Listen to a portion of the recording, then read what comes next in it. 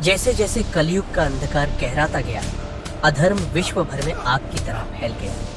मनुष्यों के हृदय कठोर हो गए, सत्य का उपहास किया गया, वेदों का त्याग किया गया, गायों और ऋषियों का अपमान किया गया और राजमहल छल और अत्याचार के अड्डे बन गए।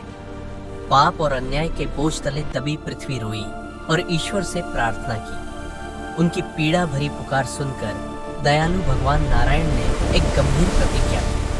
वे अंतिम बार बुराई का नाश करने, निर्दोषों की रक्षा करने और धर्म के शाश्वत मार्ग को पुनर्स्थापित करने के लिए अवतरित होंगे। वे इस लौ युग और अराजकता के अंतिम अवतार, प्रज्वलित योद्धा कल्कि के रूप में प्रकट होंगे।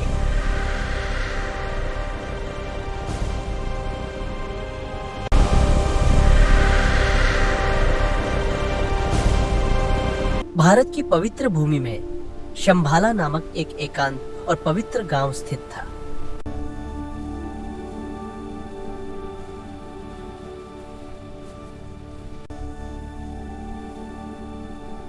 पवित्र नदियों और सरसराते जंगलों से घिरा यह गांव ढहती दुनिया के बीच धर्म का एक आश्रय स्थल बना रहा। वहां विष्णु यशा नाम के एक संत ब्राह्मण निवास करते थे। अपनी पवित्रता, तपस्या और भगवान विष्णु के प्रति अटूट भक्ति के लिए प्रसिद्ध वे अपनी श्रेष्ठ पत्नी सत्यवती, सुमति के साथ रहते थे।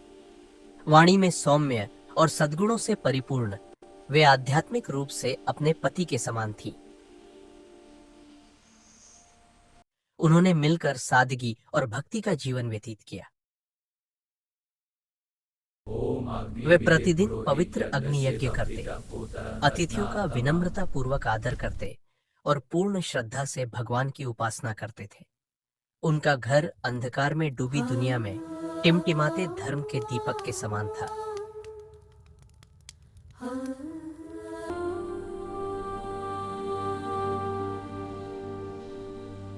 द्वादशी के एक अत्यंत शुभ दिन, जब आकाश में रेवती नक्षत्र चमक रहा था, सत्यवती ने एक दिव्य बालक को जन्म दिया। भगवान के जन्म के समय ही पृथ्वी सुनहरी आभा से घिर गई। आकाश से दिव्य पुष्पों की वर्षा हुई। देवता मौन भाव से तृप्त होकर देखते रहे। वृक्षों में फूल खिल उठे, जल चमक उठा और शंभाला पर एक अलौकिक शांति छा गई। बालक मानसून के बादल की तरह गहरे रंग का था। उसकी आंखें दो उगते सूर्यों की तरह चमक रही थी। उसके हाथों और छाती पर शंख, चक्र और कमल जैसे शुभ चिन्ह सुशोभित थे। उसके चरणों में विष्णु के प्रतीक ध्वज, वज्र और अंकुश अंकित थे। दिव्य संकेतों से प्रेरित होकर आर्षि मुनि और ज्योतिषी इस चमत्कार को देखने के लिए आ पहुंचे। संकेतों से अभिभूत होकर उन्होंने कहा, यह बालक राक्षसी शक्तियों का नाश करेगा और सनातन धर्म की पुनर्स्थापना करेगा। वह 10,000 सूर्यों के प्रकाश से जगमगाएगा। वास्तव में वह युग अवतार है, भगवान का इस युग में अंतिम अवतार। आरंभिक काल से ही कल्कि का दिव्य स्वरूप स्पष्ट था। उन्होंने कुछ ही वर्षों में सहजता से वेदों, स्मृतियों और मार्शल आर्ट में महारत हासिल कर ली। उनका आचरण गरिमा, करुणा और सत्य से परिपूर्ण था। उनकी शक्ति बलवान योद्धाओं से भी कहीं अधिक थी। फिर भी उनकी वाणी में ऐसी सौम्य बुद्धिमत्ता झलकती थी जो हृदयों को पिघला देती थी। बालक होते हुए भी कल्कि में निर्भीकता और विनम्रता दोनों झलकती थी। ग्रामीण उनके चरित्र से चकित थे और उनके दर्शन के लिए तरसते थे। विष्णुयाशा और सत्यवती ने उन्हें बड़े प्रेम से पाला पोसा और धर्म एवं आध्यात्मिक अनुशासन में उनका मार्गदर्शन किया। उस बालक का नाम कल्कि रखा गया, जिसका अर्थ है अशुद्धता का नाश करने वाला, क्योंकि वह कलि के अंधकार से संसार को शुद्ध करने के लिए नियत था। जब धर्म का पतन होता है, विशेषकर चरम नैतिक और आध्यात्मिक संकट के समय, भगवान हमेशा अवतरित होते हैं। किसी अवतार का जन्म कभी साधारण नहीं होता।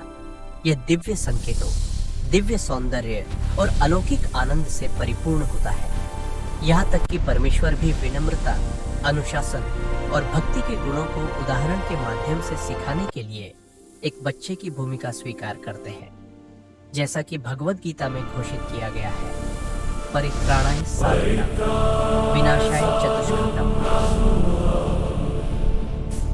धर्म संस्थापनार्थाय संभवामि युगे युगे।